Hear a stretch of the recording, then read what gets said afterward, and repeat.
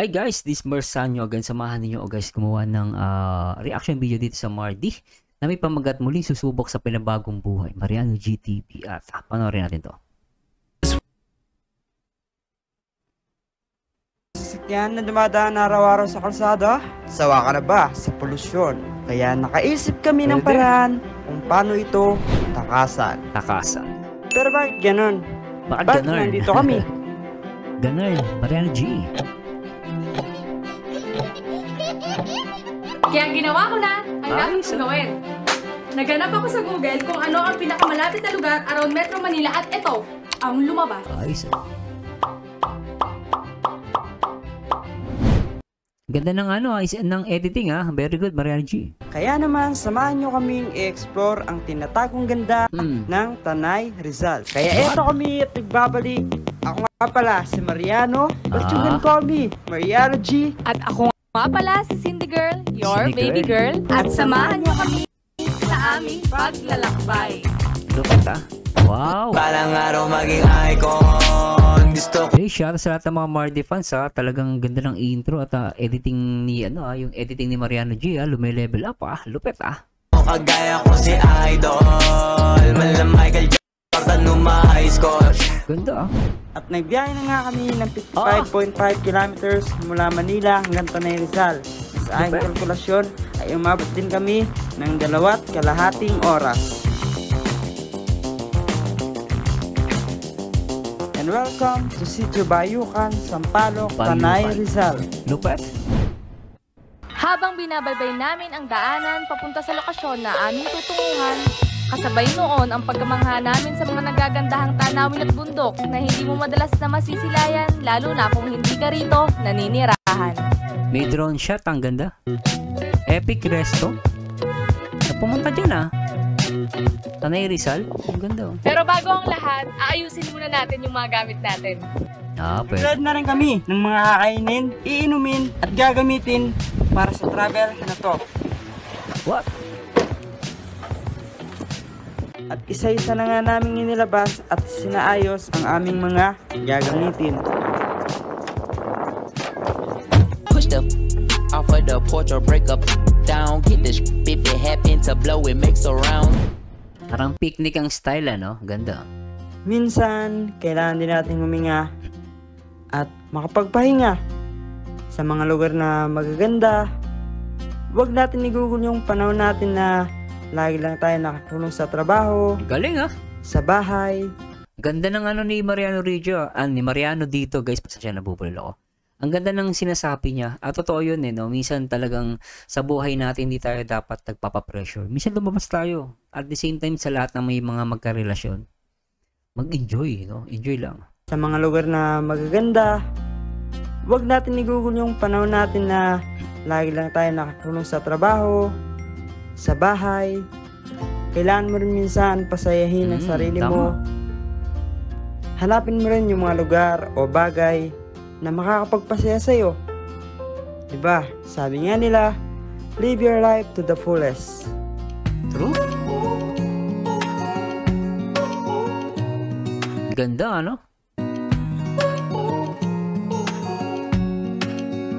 Nice. Minsan, Parang, puro pwede ka mag-date, Sa buhay, kailangan natin ng maikling pahinga mula sa ingay ng mga sasakyan, dami ng tao, Agree. trabaho, at kung ano-ano pang aspeto nitong mundo. Pero alam nyo kasi ang tao parang sasakyan yan Bakit? Kailangan ng gas para gumana, tas aandar na ulit. Tama. Tutungo sa dapat niyang puntahan. Ganda na sinabi ni Cindy dun Kailangan, parang yung gas, yung tao parang sasakyan, kailangan ng gas. Totoo naman, At yung gas na yun, naniniwala ko pag-ibig yun. Pero ang sasakyan, humihinto rin yan. Tama. Nagpapahinga yan. Pwede. Para sa oras na tumakbo na siya, may baon siyang lakas para sa mga bakong dadaanan niya. Ganun lang din ang tao Minsan dadaan tayo sa bakong daan, sa lubak. Pero Nice. ang lubak na yan ang magsisilbing daan upang magkaroon ka ng kalakasan. Pwede Kaya kung minsan ang pagbibigay ng pagkakataong makakita ng magandang tanawin, pag-alis ng panandaliang oras para magpahinga ay hindi naman nakasasama. Dahil sa pahinga na ginawa mo, ay makahuhugot ka ng lakas para sa panibagong simula. Mariano rito. Alright. Grabe ah. Kinikilig pa rin ako sa inyong dalawa ah. Iba kayo ah. Sweet pa rin kayong dalawa ah. Nakakatawa kayo makita ulit Mariano G at Cindy Girl ah.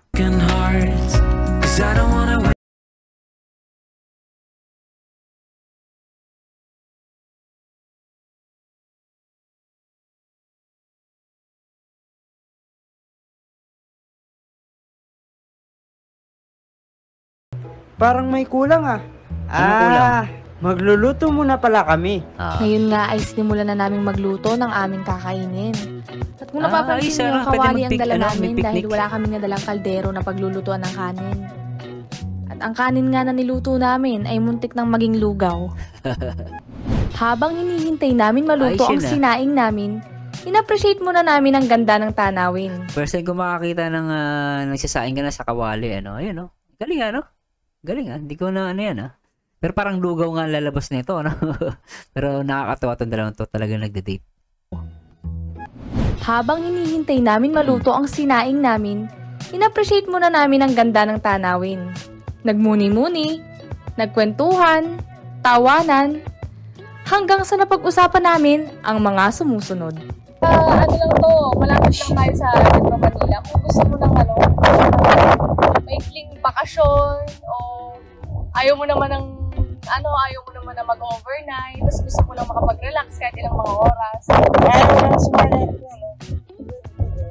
Hangin na. Mahangin kaya maingay yung audio. Pero sana bumili si Mariano saka si Cindy ng lapel. Yung maliliit ngayon, yung nilalagay dito yung maliit sa mga vlogging para rinig na rinig yung boses. Pero so far, so good guys ha. Nagaganda na ako sa vlog nila ngayon ha. Maganda. Alam ba, babe? Maganda. Sa Pampanga meron din, oh. Oo. Pampanga, sa mga hindi nakakaalam, si Mariano G ay taga Pampanga. Oo. Napaisip kayo, no? Kung bakit nandito siya sa Manila. Ganto yan. Makinig Ayos, ah. kayong mabuti. Alam niyo ba, bago maging isang vlogger si Mariano G, isa siyang vendor. Vendor ng mga flute. Dumadayo siya ng iba't ibang Okay, lugar kagaya ng Manila para kumita at meron din siya sarili niyang paraan para kumeta kagaya ng pagkanta at pagtugtog ng flute. Galing ano? Paalam na aking sinta. Alright. Sana masaya ka na. Galing ano? Titanic? My heart go on yan? Tulad nga sa Titanic, nakilala ko na Titanic? ang aking Jack. Sana all. At ako naman ang namumukadkad niyang Rose. Grabe to ah. Grabe kayong dalawa. Talagang napapasana all ako ah. Sana all. Sana all. Cindy Girl lupit ah. Mariano G ah. Grabe kayo ah. Baby boy, kinikilig ka ah. Oo. Kamukha niyo, no? Oo. Parang parehas na parehas. Parang ganito, pero wala siyang view na ano. Pero puro bundok siya. Dito kasi, may nagkaibahan. Maganda yung view. May mga matatanaw kang... May kita pa yung dagat. Alagang dagat yan, no? Cinderella. Maalat! Maalat. Maalat pero sweet.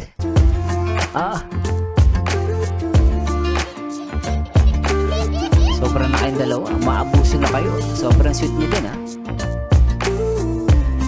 What? Epic Park stands for Ecological Playground Ganda. Integrated Commune for prayer, adventure, recreation, and culture. Epic Park is 200 hectares of rainforest nestled in Tanay Rizal with pine trees, Laki, mountainous slopes, greeneries with breathtaking views, and diverse landscapes. Wow. In the area, bird watchers have sightings of 76 different species with countless century-old trees, wild and exotic plants abound. Nice. Tanay Epic Park Rainforest Camp has several unique nature trails. Some are for relaxing and peaceful strolls, during which campers can appreciate the beauty of the forest. Other trails offer rugged terrain for the thrill seekers, and Elmas Trail is a 700-meter trail which is narrow, steep, and muddy. Durianan and Dagat-Dagatan trails are appropriate for trekking. Nangamoy sunog kaya hininahan namin ng konti. Pero ngayon naman, okay na siya. Naluto na siya. Kumusta na yung lugaw? Ano pala, sinaing. Kanin na siya kanina, lugaw siya. Naging kanin na. Ang sarap sa feeling na kahit first time namin mag-picnic sa malayong lugar, ang saya kasi medyo nakakapagod ang biyahe.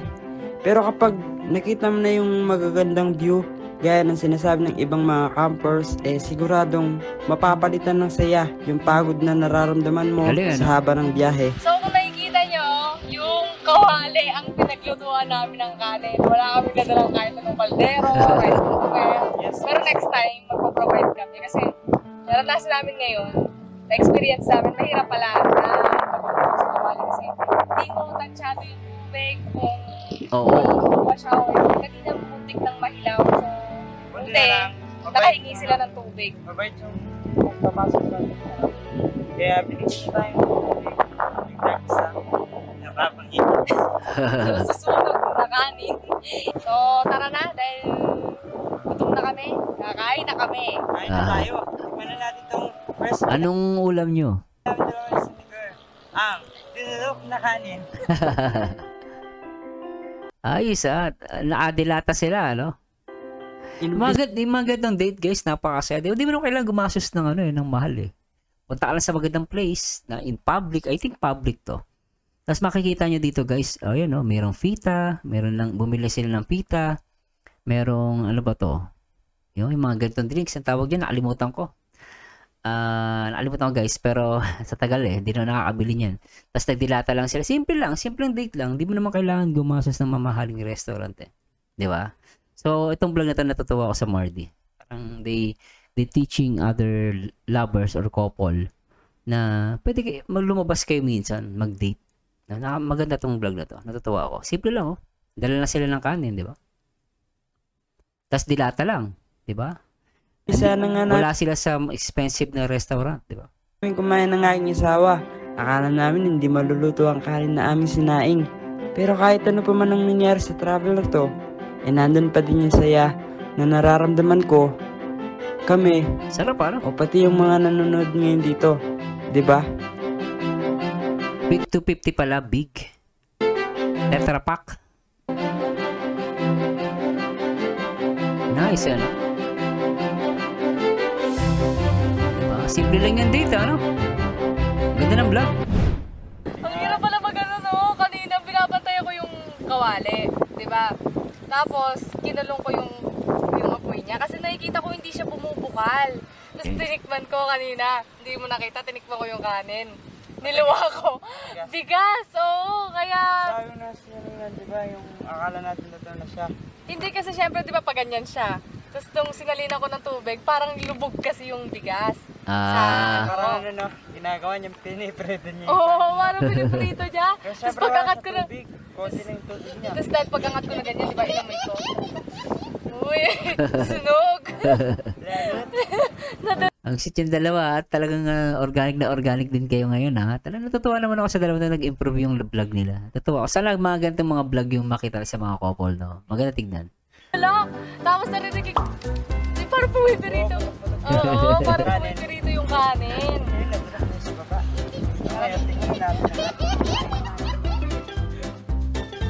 Mariano G and baby girl.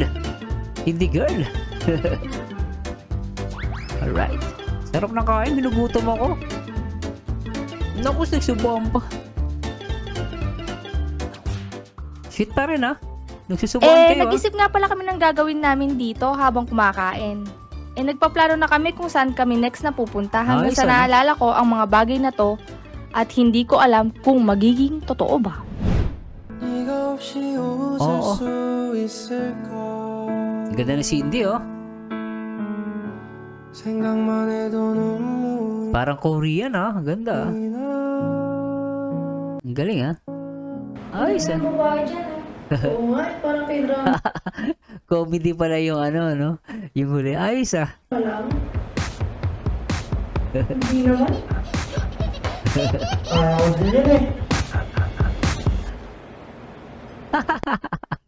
Ayos ah. Ay, grabe, napahanga ako ng dalawang to. Grabe, improving. At shoutout sa lahat ng mga Mardy community. At sobra kayo guys, talaga napahanga ako ng dalawang to. At sobra na-miss ko to. Sobra na-miss ko. At ang ganda ng vlog. Sana tuloy-tuloy mga gitong vlog. At nakaka-inspire din sa mga sa akin, bilang may asawa din, na-inspired ako na parang tuloy napapaisip ako pag uwi ko ng Pilipinas, magka-camping kami. Simpleng date, kahit di naman wala kami sa expensive na restaurant. Mahalaga magkasama kami na with beautiful scenery sa paligid, magandang paligid. So, sa akin sapat na yun. No, hindi mo naman, tingnan nyo sila, nagdala lang sila ng simpleng pagkain. Hindi naman mamahalin din, dilata pa nga eh. Diba guys? Anyway guys, please comment down below kung ano masabi sa video na to. Pero sa akin, the best to. At maraming salamat sa Diyos and to God be the glory guys. Bye-bye! Ikaw na lang ang katabi buong gabi. O pwede tayong